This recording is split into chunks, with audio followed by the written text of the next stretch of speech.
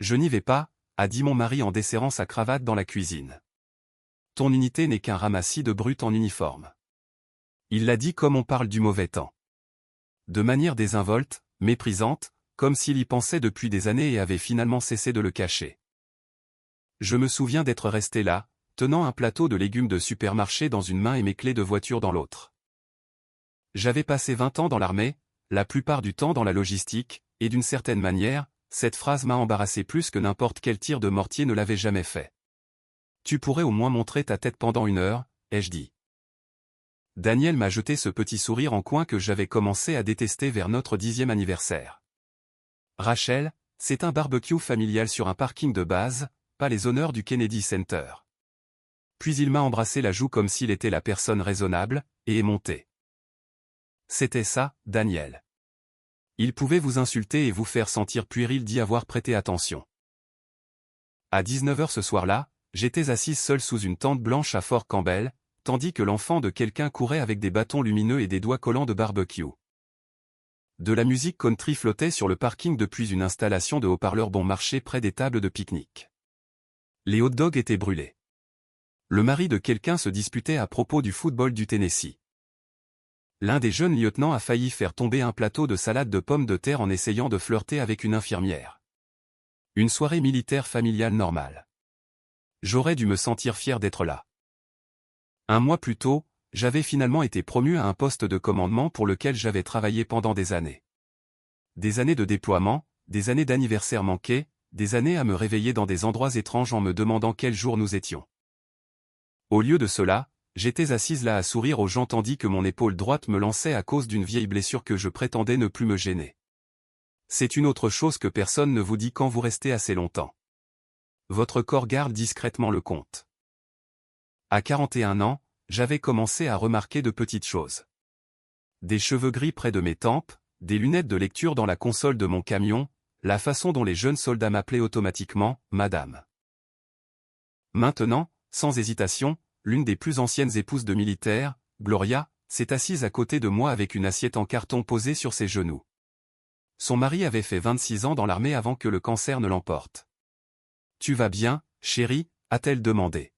« Bien », ai-je menti. Elle a regardé la chaise vide à côté de moi. « Daniel travaille ce soir ?» J'ai failli rire. Non, il n'avait juste pas envie de venir. Gloria a hoché lentement la tête comme si elle comprenait déjà plus que ce que j'avais dit. Puis mon téléphone a vibré. Notification Instagram. J'aimerais pouvoir vous dire que je l'ai ignoré. Je ne l'ai pas fait. Il y avait Daniel sur un bar en rooftop au centre-ville de Nashville, tenant une coupe de champagne à côté de Vanessa High. Vanessa portait ce blazer couleur crème qui coûtait probablement plus cher que mon paiement mensuel de camion. Des cheveux blonds parfaits, des dents parfaites, une main posée sur la poitrine de Daniel comme si elle y appartenait. La légende disait, enfin du temps avec des gens qui apprécient encore la conversation intelligente. J'ai fixé cette phrase si longtemps que l'écran s'est éteint. Non pas parce que je pensais qu'ils couchaient ensemble. Honnêtement, au fond de moi, je pense que je savais depuis des mois que quelque chose n'allait pas. Non, ce qui m'a frappé, c'était la cruauté, le timing. Il savait où j'étais. Il savait que cette soirée comptait pour moi. Et il a posté ça quand même, comme s'il voulait que je le voie, assise là, seule. Gloria s'est penchée légèrement. « C'est ton mari ?» J'ai hoché la tête une fois. Elle a regardé la photo pendant peut-être 2 secondes avant de me rendre le téléphone. Puis elle a dit quelque chose qui est resté avec moi pendant des mois. « Chérie, le manque de respect vieillit une femme plus vite que les cigarettes. » J'ai ri automatiquement parce que c'est ce que font les femmes de mon âge quand quelque chose fait mal en public. Mais quelque chose à l'intérieur de moi a changé. Pas de manière dramatique. Pas de scène de film, pas de larmes, juste cette étrange et épuisée réalisation que j'avais passé des années à trouver des excuses pour un homme qui aimait me faire sentir insignifiante. Et une fois que je l'ai vu clairement, je n'ai pas pu le désapprendre. Le reste de la nuit s'est estompé après ça. J'ai souri à travers les conversations, félicité un jeune sergent pour ses jumeaux nouveau-nés, aidé à nettoyer les tables pliantes, fait semblant de ne pas remarquer les regards de sympathie des gens qui avaient clairement déjà vu le post Instagram. Les communautés militaires sont comme de petites villes. Les nouvelles voyagent vite. À 22h30, je rentrais chez moi à travers l'obscurité du Kentucky, la radio éteinte. Le trafic de Clarksville s'était en grande partie estompé. Juste des stations-service éclairées le long de routes vides et de temps en temps un pick-up qui passait trop vite. J'ai repensé à de vieux souvenirs pendant ce trajet. Daniel plaisantant lors d'un dîner d'affaires que j'avais l'air d'être sur le point d'envahir quelqu'un en uniforme. Daniel levant les yeux au ciel quand je parlais de promotion. Daniel me disant un jour que les mariages militaires duraient si longtemps parce que personne de normal ne tolérerait la vie militaire. À l'époque, je me suis dit qu'il était juste sarcastique. Mais le sarcasme répété assez longtemps devient une confession. Quand je suis entré dans notre allée, les lumières du rez-de-chaussée étaient éteintes. Sa BMW n'était pas encore rentrée. J'ai déverrouillé la porte d'entrée et je suis entré dans le silence. Le réfrigérateur bourdonnait doucement dans la cuisine, et posé au milieu de notre table de salle à manger se trouvait une épaisse enveloppe Kraft. Pas de timbre, pas d'adresse d'expéditeur, juste mon nom écrit en travers en marqueur noir. Rachel Mercé. Je me souviens d'être resté là une minute entière sans y toucher parce que quelque chose ne me semblait pas normal immédiatement. Lourde, intentionnelle, comme si celui qui l'avait laissé savait déjà que mon mariage était terminé avant moi. J'ai finalement posé mon sac à main et je l'ai ouverte. Des relevés bancaires, des relevés de virements, des emails imprimés, des documents juridiques, des pages et des pages de documents financiers. Au début, rien n'avait de sens. Puis j'ai vu le nom de Daniel, puis celui de Vanessa, puis les mots « autorisation de transfert d'entiercement ». Et à mi-chemin d'une autre page, j'ai vu un nom de client que j'ai reconnu instantanément.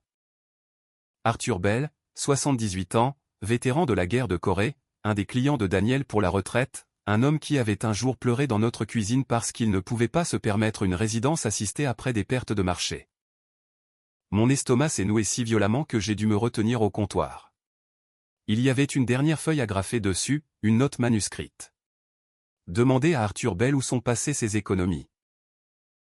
Juste à ce moment-là, j'ai entendu la BMW de Daniel s'engager dans l'allée. Et pour la première fois en 14 ans de mariage, j'ai eu peur de ce que mon mari était vraiment devenu. Daniel est entré par la porte d'entrée, sentant encore le parfum et le whisky du bar en rooftop. Pendant une étrange seconde, il a semblé complètement normal. Le trafic agaçant l'avait probablement ralenti, sa veste jetée sur une épaule, son téléphone à la main, cette même montre coûteuse qu'il vérifiait toutes les 5 minutes comme si le temps lui devait personnellement de l'argent. Puis il a vu l'enveloppe ouverte sur la table. J'ai vu la couleur de son visage disparaître si vite que ça m'a sincèrement fait peur. Pas de culpabilité. De la peur. Pure peur. « Où as-tu eu ça ?» a-t-il demandé doucement. Je n'ai pas répondu tout de suite. Je tenais toujours l'un des documents dans ma main. Mes doigts me faisaient réellement mal à force de serrer le papier trop fort. Daniel a laissé tomber ses clés sur le comptoir. « Rachel, dis-moi » ai-je dit. Il a marché lentement vers la table comme si des mouvements brusques pouvaient aggraver les choses. Je peux expliquer ça. Cette phrase m'a rendu plus en colère que des cris n'auraient pu le faire parce que les gens ne disent « je peux expliquer ça » que lorsqu'il y a quelque chose d'horrible à expliquer. J'ai brandi un relevé de virement. « Arthur Bell » ai-je demandé. « Tu as volé Arthur Bell ?» Sa mâchoire s'est immédiatement crispée. C'est plus compliqué que ça. J'ai ri une fois, un rire sec, laid. Vraiment ? Daniel s'est frotté les deux mains sur le visage. Tu ne peux pas montrer ces papiers à qui que ce soit. Pas, ce n'est pas vrai. Pas, je ne l'ai pas fait. Pas même, Rachel, s'il te plaît, écoute. Juste de la panique. Comme si le mariage importait à peine comparé à la catastrophe qui se trouvait dans cette enveloppe. Je me souviens de l'avoir regardé et d'avoir soudainement remarqué des choses que j'avais ignorées pendant des années. La façon dont il sonnait toujours répété. La façon dont il choisissait soigneusement ses mots.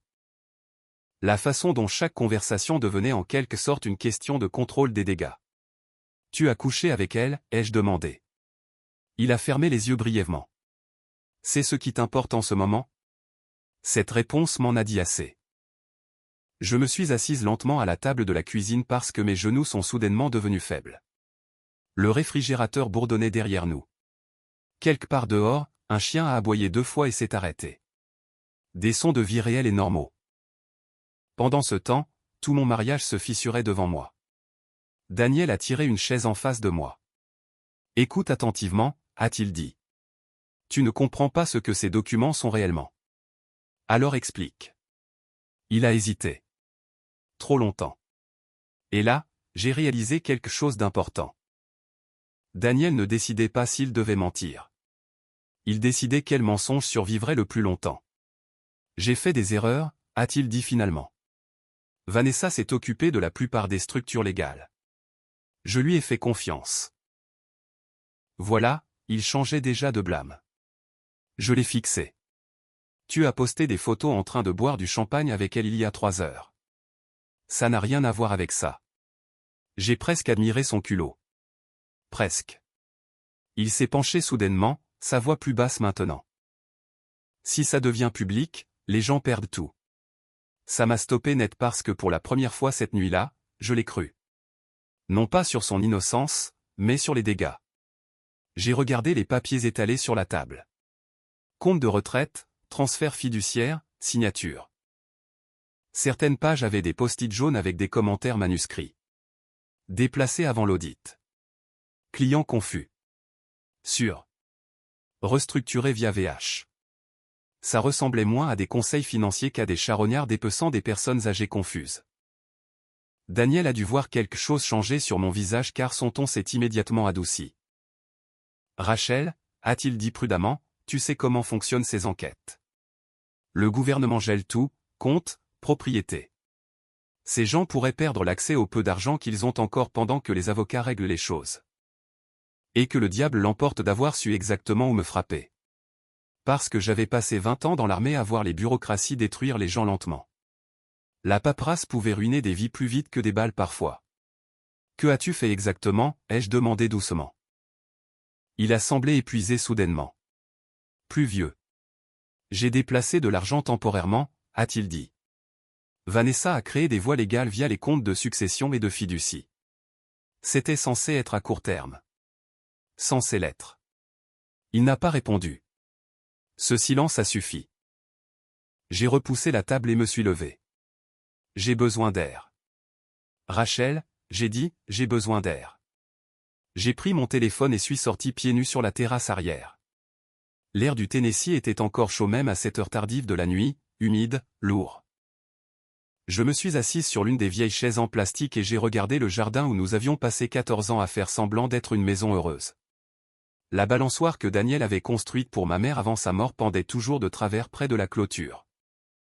Pendant quelques minutes, j'ai juste écouté les cigales.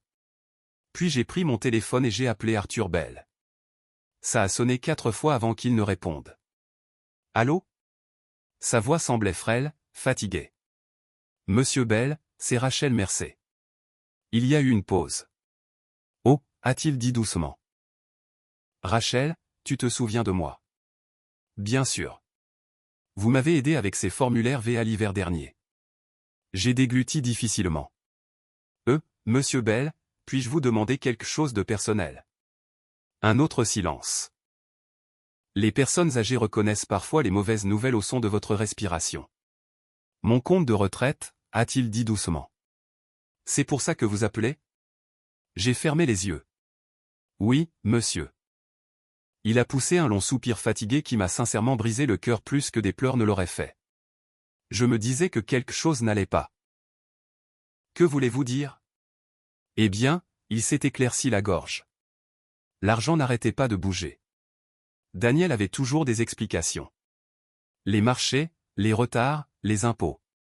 Il a ri d'un petit rire faible. À mon âge, la moitié du temps, je ne me souviens même plus de mes mots de passe. On commence à se demander si ce n'est pas nous le problème. Cela m'a frappé durement parce que la confusion est terrifiante quand on vieillit. Ne pas savoir si quelqu'un vous a trompé ou si votre propre esprit vous a fait défaut.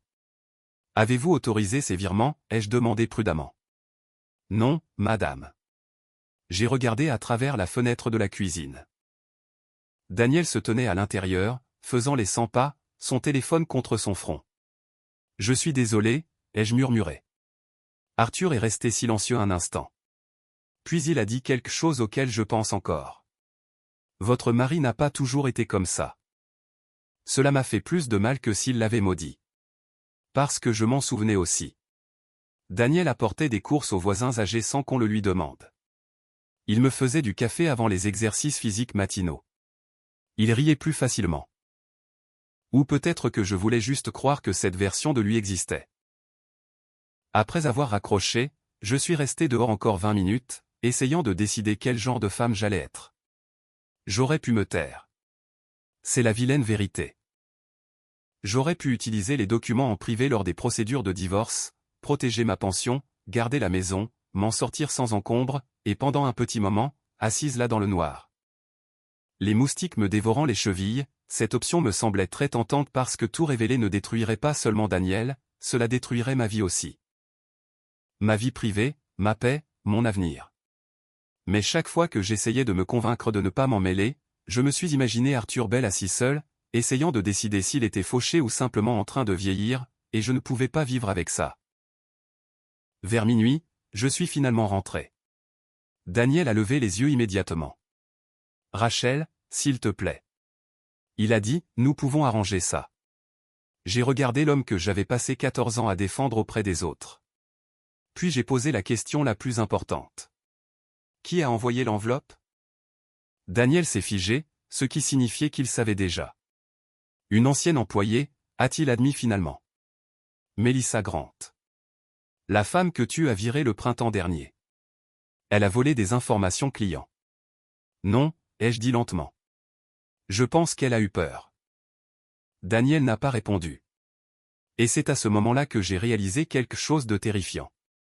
L'enveloppe n'était pas une vengeance. C'était un avertissement. Le lendemain matin, j'ai appelé et pris 3 jours de congé personnel. J'ai dit à mon officier exécutif que j'avais des problèmes familiaux, ce qui n'était pas exactement un mensonge. À ce moment-là, Daniel avait complètement changé de stratégie. La panique de la nuit précédente avait disparu. À sa place, un calme contrôle des dégâts. Il a fait du café ce matin-là. Il l'a même fait comme je l'aimais, aussi. De crème, pas de sucre. Ça m'a presque mise plus en colère que l'aventure parce que soudain, il se souvenait de choses à mon sujet. « Tu n'as pas dormi ?» a-t-il dit en me glissant la tasse. Lui non plus. Je pouvais le voir sur son visage. « Je m'en occupe », a-t-il ajouté prudemment. « Tu n'as pas besoin de t'impliquer. » Je l'ai regardé par-dessus le bord de ma tasse. « T'en occuper comment ? Nous allons déplacer quelque chose, corriger des dossiers, faire des restitutions si nécessaire. » Restitution ? Comme s'il parlait d'une erreur de facturation au lieu de personnes âgées perdant leur argent de retraite. Tu as l'air très entraîné à dire ça. Sa mâchoire s'est crispée. Rachel, s'il te plaît, arrête de faire comme si j'étais un monstre. Cette phrase m'est restée toute la journée. Parce que les monstres savent généralement qu'ils sont des monstres. Les personnes vraiment dangereuses sont celles qui ajustent lentement leur propre moralité jusqu'à ce que voler de vieux hommes ressemble à une restructuration de patrimoine. Vers midi, j'ai conduit jusqu'à Hopkinsville pour rencontrer Melissa Grant, ancienne directrice de bureau, 48 ans, divorcée, fumant des Virginia Slim comme si on était encore en 1997. Nous nous sommes rencontrés dans un Cracker Barrel juste à côté de LI 24 parce qu'apparemment, toute conversation difficile au Tennessee finit par avoir lieu à l'intérieur d'un Cracker Barrel. Melissa a eu l'air nerveuse dès que je suis entré. « Vous êtes venu seul ?» a-t-elle demandé immédiatement. « Oui. » Elle a expiré bruyamment.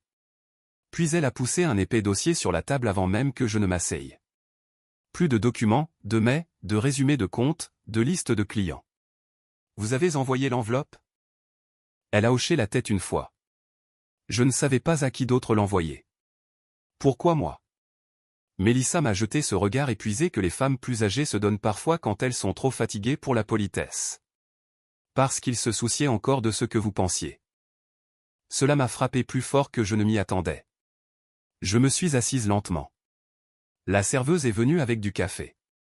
Melissa a demandé de l'eau chaude avec du citron parce qu'elle ne pouvait plus se permettre les prix du café au restaurant. Cela m'en a dit plus sur sa situation que n'importe quoi d'autre. Je ne savais pas à quel point c'était grave au début, a dit Melissa doucement après le départ de la serveuse. Daniel a commencé à déplacer de l'argent entre les comptes pendant la période du Covid, il a dit que c'était temporaire. Et Vanessa, Melissa a reniflé doucement. Cette femme savait exactement ce qu'elle faisait. J'ai alors remarqué quelque chose d'intéressant. Mélissa détestait Vanessa mais elle semblait déçue par Daniel. Une émotion entièrement différente. Il était honnête, a-t-elle continué. C'est la partie la plus folle. Votre mari aidait les clients à déménager leurs meubles, rendait visite aux veufs à l'hôpital, envoyait des fleurs. Alors, qu'est-ce qui a changé? Mélissa a remué le citron dans l'eau chaude qu'elle aurait probablement souhaité être du thé. L'argent, a-t-elle dit simplement, et l'ego. Elle m'a dit que les séminaires de retraite sont devenus plus agressifs vers 2021. Des dîners de steak, des ateliers gratuits de planification successorale, des présentations basées sur la peur visant les personnes âgées terrifiées à l'idée de survivre à leurs économies. Daniel s'occupait des fiducies. Vanessa s'occupait de la complexité juridique. Ensemble, ils faisaient en sorte que les personnes vulnérables se sentent stupides de poser des questions. À la fin du déjeuner, mon appétit était parti. Mais le pire est venu après. Mélissa m'a donné une autre adresse. L'appartement d'Arthur Bell. Vous devriez voir où il vit maintenant, a-t-elle dit doucement. Je m'y suis rendu directement après le restaurant. Un petit complexe de résidences assistées à l'extérieur d'Oak Grove. Pas terrible. Pas bon non plus. Le hall sentait légèrement la soupe en conserve et le désinfectant.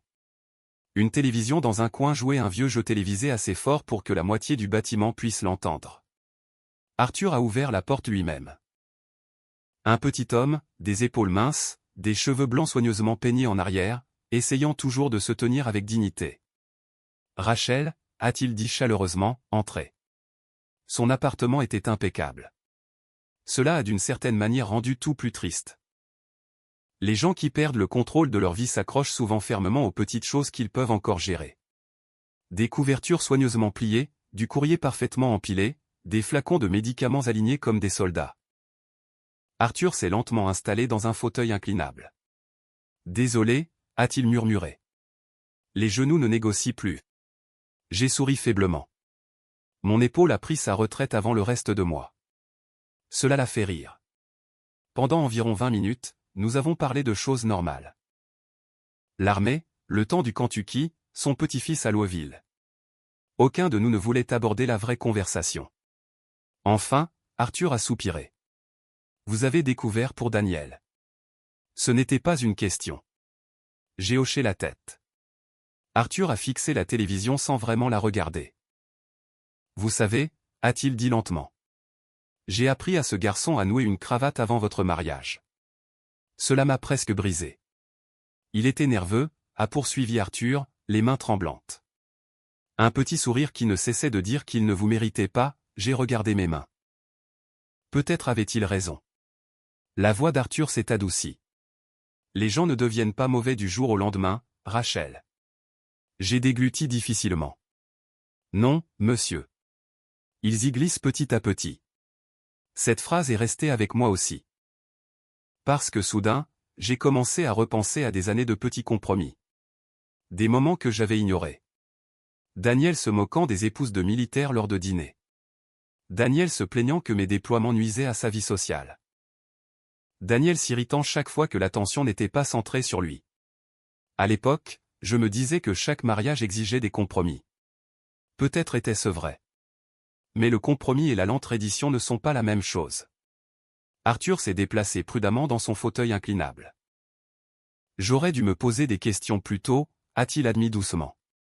Mais quand on vieillit, il a haussé les épaules faiblement. On commence à douter de soi-même avant de douter des plus jeunes. Mon Dieu, celle-là m'a fait mal parce que je l'avais vue arriver avec ma propre mère avant qu'elle ne meure. Des personnes âgées s'excusant d'exister, de poser des questions, de prendre de la place. Avant de partir, j'ai aidé Arthur à trier les papiers du VA étalés sur sa table de cuisine. Ses mains tremblaient trop maintenant pour organiser facilement les formulaires. Et assise là à côté de lui, soulignant des sections d'assurance pendant qu'une vieille chanson country jouait doucement à la radio, j'ai réalisé quelque chose d'inconfortable. Cette histoire ne concernait plus vraiment mon mariage. Pas complètement. En rentrant ce soir-là, Daniel a appelé 3 fois. J'ai ignoré tous les appels. Quand je suis enfin rentré, il y avait des fleurs sur le comptoir de la cuisine. Des tulipes, mes préférées, une note à côté. Pouvons-nous parler comme avant, s'il te plaît?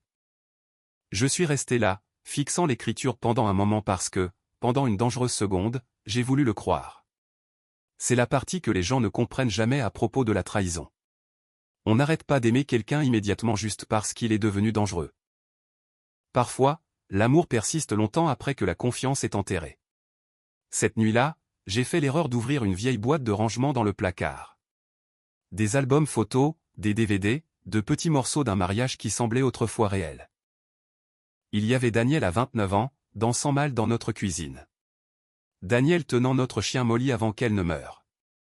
Daniel pleurant après l'enterrement de mon père parce qu'il l'avait aimé aussi. Je me suis assise par terre à regarder de vieux souvenirs jusqu'à près de minuit. Et pour la première fois depuis l'ouverture de l'enveloppe, j'ai presque réussi à me convaincre de partir tranquillement. Puis mon téléphone a vibré. Numéro inconnu, un message texte. Vous devriez voir ce que Vanessa a préparé. Une photo y était jointe, des documents juridiques, des projets de déclaration, des protections d'actifs, et une phrase surlignée en jaune, « Monsieur Mercé a agi indépendamment à mon insu ». J'ai fixé cet écran pendant très longtemps. Puis j'ai réalisé quelque chose de froid et de laid. Vanessa se préparait déjà à sacrifier Daniel, et mon mari était trop arrogant pour le voir. À la fin de cette semaine, je savais deux choses avec certitude. Premièrement, Vanessa s'était déjà construit une échappatoire. Deuxièmement, Daniel pensait toujours qu'il pouvait s'en sortir par la parole. Cette partie m'a presque impressionné. Presque. Le séminaire était prévu pour le jeudi soir dans un hôtel à l'extérieur de Nashville, près de Brentwood. Un de ces endroits qui prétend avoir l'air chic avec des comptoirs en faux marbre et des lampes dorées qui sentent toujours légèrement le chlore et le café de banquet. Dîner de protection du patrimoine pour la retraite. C'était le titre officiel. Mélissa m'avait envoyé le dépliant. Dîner de steak gratuit, consultation en planification successorale, place limitée. Tout cela me faisait frissonner maintenant que je comprenais ce que c'était vraiment. Des prédateurs appâtant un piège avec des petits pains et de la peur. Je suis arrivé seul après le travail, vêtu de vêtements civils pour la première fois depuis des semaines. Jean foncé, pull noir, cheveux attachés simplement. Pas d'uniforme, pas de grade. Je ne voulais pas que les gens voient le major Rachel Mercé ce soir-là. Juste Rachel, la femme qui avait enfin cessé de détourner le regard. Dans la salle de bal, une douce musique de Sinatra flottait à travers des haut-parleurs cachés. My Way, bien sûr, parce qu'apparemment, tous les fraudeurs d'âge moyen pensent qu'ils sont élégants si Frank Sinatra joue assez doucement derrière une présentation PowerPoint. Des tables rondes remplissaient la pièce. Principalement des couples âgés, certains seuls, quelques veuves, des hommes avec des casquettes de vétérans du Vietnam, des femmes avec un maquillage soigné et des bijoux de grands magasins essayant d'avoir l'air bien pour une soirée gratuite. Et partout où je regardais, je voyais de la vulnérabilité, pas de la stupidité. C'est important. Les gens aiment faire croire que les victimes de fraude sont idiotes. La plupart ne le sont pas. La plupart sont juste effrayés. Peur de manquer d'argent.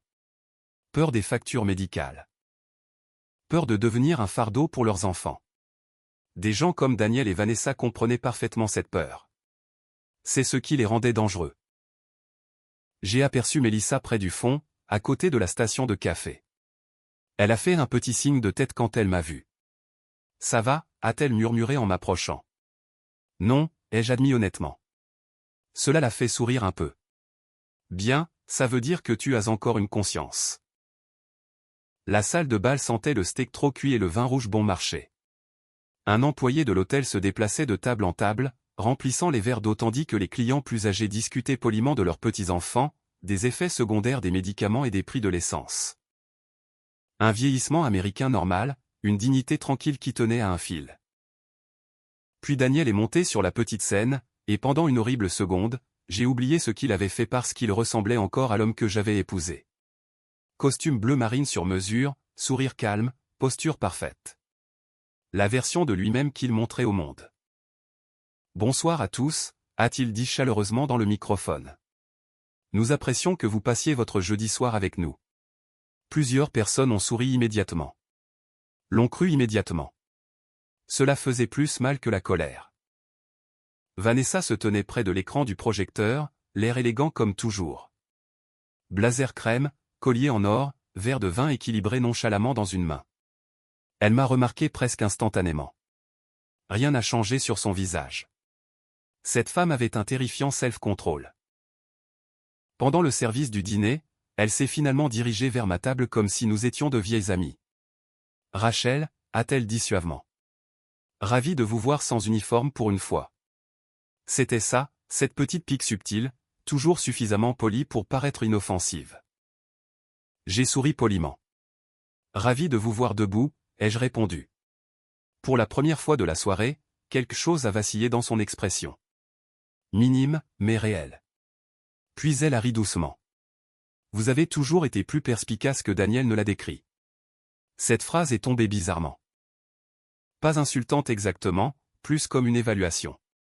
Vanessa a jeté un coup d'œil autour de la salle de bal avant de baisser légèrement la voix. Vous devriez vraiment réfléchir attentivement avant de prendre des décisions émotionnelles. Je l'ai regardé calmement. Vous voulez dire des décisions légales? Son sourire s'est tendu presque imperceptiblement. Puis elle s'est penchée plus près. Les hommes comme Daniel paniquent sous la pression, a-t-elle dit. Parfois, les femmes sont ensevelies dans les retombées. Et juste comme ça, je l'ai complètement comprise.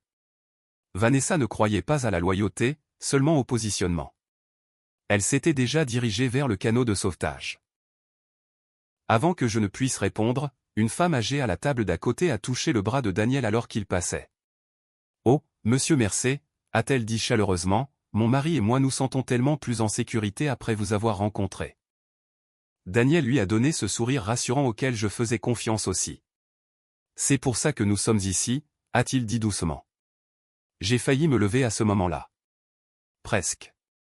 Mais je suis restée assise parce que ce n'était plus une question de l'humilier. Il s'agissait de l'arrêter.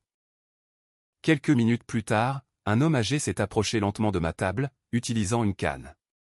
Grand malgré son âge, mince, yeux bleus perçants, casquette de vétéran du Vietnam baissée. « Vous êtes Rachel Mercé ?» a-t-il demandé. « Oui, monsieur. » Il a hoché la tête une fois. « Je connaissais votre père. » Cela m'a immédiatement surprise. « Mon père. James Walker. » Il a souri faiblement. Corps des transmissions. Joueur de poker redoutable. J'ai ri doucement malgré tout. Ça me semble juste. L'homme s'est assis prudemment sur la chaise vide à côté de moi. Je m'appelle Walter Green, a-t-il dit. Votre père parlait de vous tout le temps. Quelque chose s'est serré douloureusement dans ma poitrine. Papa était parti depuis 6 ans. Cela ne semblait toujours pas réel certains jours. Walter a jeté un coup d'œil à la présentation de Daniel sur scène. Votre père disait que l'intégrité est chère, a-t-il murmuré. La plupart des gens finissent par cesser de la payer. Mon Dieu, cette phrase s'est ancrée profondément. Parce que soudain, j'ai réalisé ce qu'était réellement toute cette nuit. Pas une vengeance. Une facture à payer. Pendant ce temps, Daniel a poursuivi sa présentation en douceur. Graphique, anxiété liée à la retraite, incertitude du marché, mouvement d'actifs sécurisés. Chaque phrase parfaitement peaufinée pour calmer les gens effrayés et les amener à céder le contrôle. Puis est venu le moment qui a failli me briser. Une femme âgée près de la table de devant s'est penchée et a serré la main de Daniel. « Vous me rappelez mon fils », a-t-elle dit doucement. « Merci d'aider les gens de notre âge. » Daniel lui a serré la main en retour. Et je jure devant Dieu. Pendant une fraction de seconde, il a semblé honteux. Une vraie honte. Pas de peur, pas de calcul. Une honte réelle. Ce moment a failli détruire ma résolution. Parce que s'il restait encore quelque chose d'humain en lui, qu'allais-je faire? J'ai soudainement voulu partir. Rentrer chez moi, brûler les documents, demander le divorce discrètement, disparaître de ce désordre. Puis j'ai regardé à nouveau autour de la pièce les vêtements soignés, les prothèses auditives, les mains tremblantes tenant des brochures de séminaire, des gens qui avaient passé toute leur vie à travailler et à économiser, juste pour ne pas devenir un fardeau avant de mourir. Et j'ai su que le silence me rendrait complice. Daniel est passé à la dernière section de sa présentation. Vanessa s'est placée à côté de lui près de l'écran. C'était le signal. Mélissa m'a regardé depuis le fond de la salle. Une question dans ses yeux. « Tu es prête ?» Honnêtement. Non, pas du tout. Mais certaines choses restent mauvaises parce que les gens honnêtes attendent toujours de se sentir à l'aise pour les réparer. Je me suis levé lentement et soudain, toute la salle de bal est devenue très silencieuse. Je me souviens encore du bruit que ma chaise a fait quand je l'ai repoussée. Un petit son. Des pieds métalliques raclant la moquette de l'hôtel. Mais dans cette salle de bal silencieuse, cela aurait aussi bien pu être un coup de feu. Daniel a levé les yeux le premier. Son visage a changé immédiatement. Pas encore de panique. De la reconnaissance, comme s'il comprenait enfin que le train qu'il entendait arriver toute la semaine se dirigeait en fait vers lui. Vanessa s'est retournée plus lentement, toujours composée, toujours calculatrice. Je suis resté là, tenant une simple chemise craft contre mon flanc, tandis que Sinatra continuait à jouer doucement dans les haut-parleurs, comme si l'univers avait un humour tordu. Quelques personnes près des tables de devant ont jeté un coup d'œil poli vers moi, s'attendant peut-être à une question sur les impôts de retraite ou les formulaires de bénéficiaires. Personne ne savait encore. Pas vraiment. Daniel a forcé un sourire. « Rachel » a-t-il dit prudemment dans le microphone. « Aviez-vous besoin de quelque chose ?» Ce ton, celui que les maris utilisent lorsqu'ils essaient de ne pas embarrasser leur femme en public.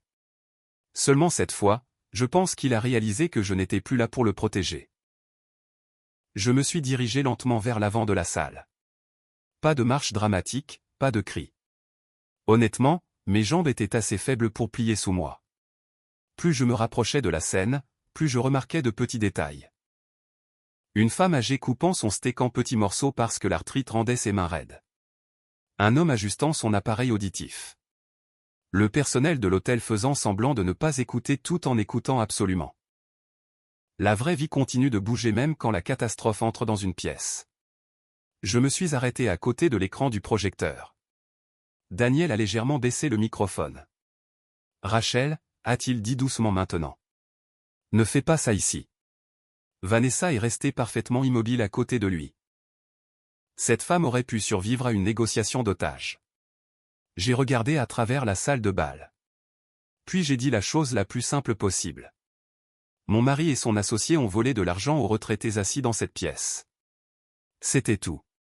Pas de discours, pas de théâtralité. Et d'une certaine manière, cela a rendu les choses pires. La pièce n'a pas explosé immédiatement comme dans les drames télévisés. Elle est devenue silencieuse d'abord, complètement silencieuse. Puis est venue la confusion. De petits bruits. Des fourchettes posées. Des chaises qui bougent. Les gens se regardant en essayant de décider s'ils avaient bien entendu. Daniel s'est rapidement dirigé vers moi. « Rachel est bouleversée » a-t-il dit dans le microphone. Il y a eu un malentendu concernant des affaires financières privées. J'ai ouvert le dossier, j'ai commencé à placer des copies de documents sur les tables voisines, une par une. Relevé de virement, relevé d'entièrcement, affidavit signé. Personne ne m'a bousculé. C'est la chose étrange avec les personnes âgées. Elles bougent plus lentement physiquement, mais émotionnellement, elles savent exactement quand la vérité entre dans une pièce. Vanessa a finalement avancé. « Madame Mercé » a-t-elle dit suavement. « Vous dénaturez dangereusement des documents juridiques que vous ne comprenez clairement pas. » Je l'ai regardé droit dans les yeux. « Vous avez déjà préparé des papiers le blâmant pour tout. » Ça a fait mouche. Un petit changement dans son expression, mais suffisant. Daniel s'est tourné brusquement vers elle. « Quoi ?» Vanessa l'a ignoré. Femme intelligente. Ne jamais perdre le focus pendant l'effondrement. Elle a immédiatement tenté une autre approche. « Rachel » a-t-elle dit doucement maintenant, presque avec compassion. « Vous êtes émotive en ce moment. C'est un problème conjugal qui déborde dans un environnement professionnel. » Cette phrase m'a en fait mise en colère au point de me calmer parce que c'était encore là. Cette habitude de toute une vie que les gens ont de réduire les femmes à leurs émotions chaque fois que les faits deviennent gênants. J'ai remis un document directement à un couple âgé assis près de l'avant. Le mari a ajusté ses lunettes lentement en lisant. Puis son visage a changé. Pas d'indignation. Pire encore, de la trahison. « Oh mon Dieu » a murmuré sa femme. Autour de la pièce, d'autres papiers ont commencé à passer de main en main. Plus de silence, plus de prise de conscience. Daniel a finalement perdu son calme. « Rachel » a-t-il sifflé entre ses dents. Tu n'as aucune idée de ce que tu fais. Non, ai-je dit doucement. Je crois que je sais enfin. Près de la table centrale, Arthur Bell s'est lentement levé à l'aide de ses deux mains. Toute la salle a semblé le remarquer se tenant debout. Les personnes âgées ont une certaine gravité quand elles se lèvent lentement comme ça. Comme si tout le monde comprenait instinctivement l'effort impliqué. Arthur a regardé Daniel avec des yeux si déçus que c'était physiquement douloureux à voir. J'ai combattu en Corée pour ce pays, a-t-il dit, la voix rauque mais ferme. Mon fils est mort en Irak. Personne n'a bougé. Personne n'a même toussé. Arthur a dégluti une fois. Et c'est ce que vous nous faites, vous les gens? Mon Dieu. On pouvait sentir la pièce se retourner contre eux après ça. Pas bruyamment, froidement. Comme si la confiance elle-même quittait l'air. Daniel a semblé sincèrement ébranlé maintenant. Peut-être pour la première fois de la nuit, il a réalisé que ce n'était plus une question d'exposition légale. C'était une exposition morale, et les Américains âgés prennent la trahison personnellement, surtout de la part de personnes prétendant aider les vétérans. Une femme a soudainement frappé Daniel sur le bras avec son dossier de séminaire. Pas assez fort pour le blesser. Juste assez furieuse pour l'humilier. Vous avez pris l'argent de la pension de mon mari, a-t-elle claqué. Le personnel de l'hôtel a commencé à se rassembler nerveusement près des murs. Vanessa s'est penchée brusquement vers Daniel. Nous devons partir maintenant. C'était ça. Pas de loyauté, pas de partenariat, juste une évacuation. Daniel l'a fixé. Tu as dit que c'était réglé.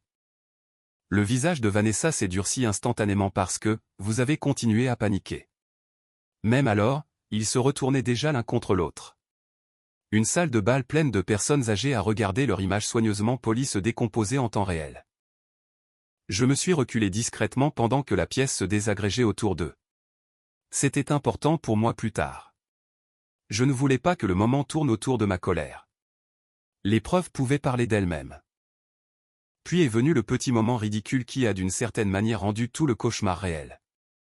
Vanessa a essayé de s'éclipser par l'entrée de la cuisine de l'hôtel à côté de la salle de bal. Rapide, contrôlée, essayant toujours de préserver sa dignité. 2 secondes plus tard, quelqu'un à l'intérieur de la cuisine a crié. Puis il y a eu un grand bruit. Tout le monde s'est tourné instinctivement. L'un des membres du personnel de cuisine est entré à moitié dans la salle de bal, secouant la tête. Elle a glissé, a-t-il marmonné. Quelques secondes plus tard, Vanessa est réapparue, furieuse. Un talon coûteux s'était cassé sur le côté après avoir glissé dans de la soupe aux palourdes renversée. Son tailleur couleur crème était maintenant éclaboussé de soupe sur un côté. Un cuisinier épuisé derrière elle a dit, « Madame, aujourd'hui n'est tout simplement pas votre jour. Et Seigneur, aide-moi après tout ce qui s'est passé. » Cela m'a presque fait rire. Pas parce que c'était drôle. Exactement. Parce que la tension quitte parfois le corps de manière étrange. Puis les enquêteurs sont arrivés. Pas de raid dramatique. Pas d'armes, juste 3 personnes d'allure sérieuse en costume marchant calmement dans la salle de bal, dossier déjà à la main. Mélissa avait parfaitement chronométré son coup. Daniel m'a regardé alors. M'a vraiment regardé. Pas comme sa femme. Pas comme quelqu'un à manipuler.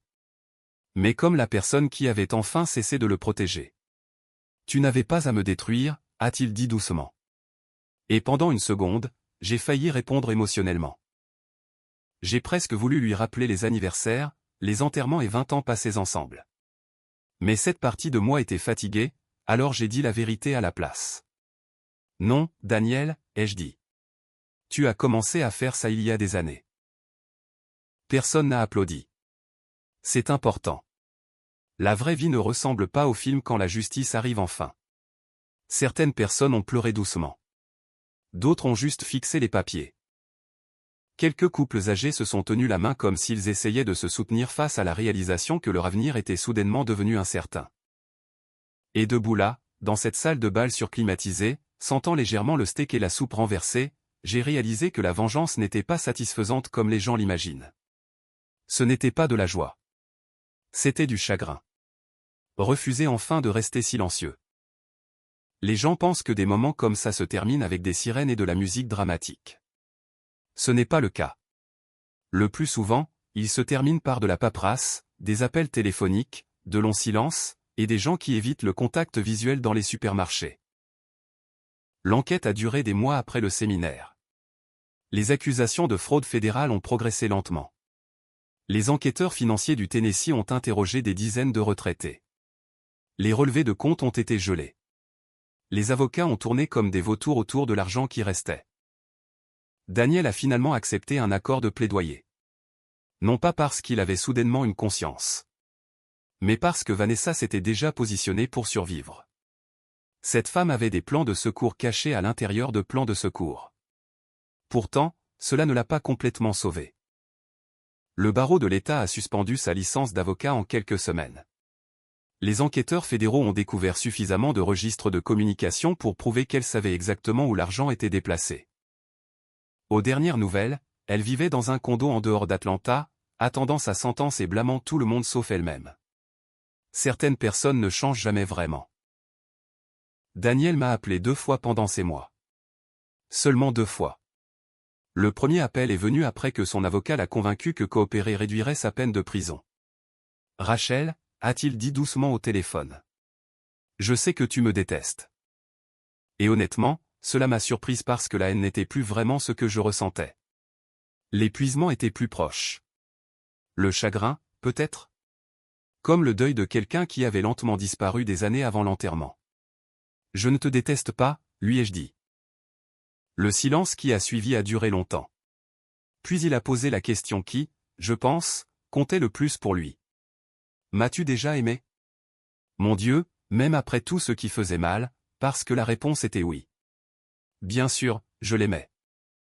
On ne passe pas 14 ans à construire une vie avec quelqu'un sans qu'il n'y ait d'amour quelque part. Mais l'amour seul ne suffit pas une fois que le respect est mort. Oui, ai-je dit finalement. Je t'ai aimé. Il a commencé à pleurer alors. Des pleurs silencieux. Un homme d'âge mûr qui pleure. Honnêtement, l'un des sons les plus tristes de la terre. Non pas parce que je voulais qu'il revienne. Mais parce qu'entendre quelqu'un s'effondrer émotionnellement après avoir passé des années à prétendre contrôler vous rappelle à quel point les gens sont vraiment fragiles sous l'ego. J'ai tout gâché, a-t-il murmuré. J'ai regardé par la fenêtre de la cuisine pendant qu'il pleurait. La même cuisine où tout avait commencé.